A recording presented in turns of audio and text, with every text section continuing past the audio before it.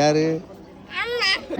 ஏய் ஏய், அப்பளத்தை பார்த்தனே மூஞ்சி மாறிட்டுன்னு எல்லாரும் அழுதுட்டு உட்காந்துட்டு ஹோட்டல் சாப்பாடு.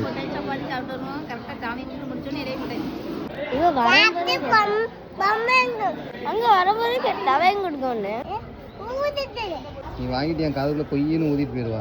வேற பாரு யார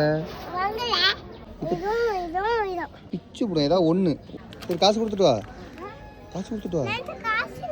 இல்லையா பாப்பா உள்ள இருக்கான்ட்டு இல்ல காசு காணும் பாரு. இருக்கா?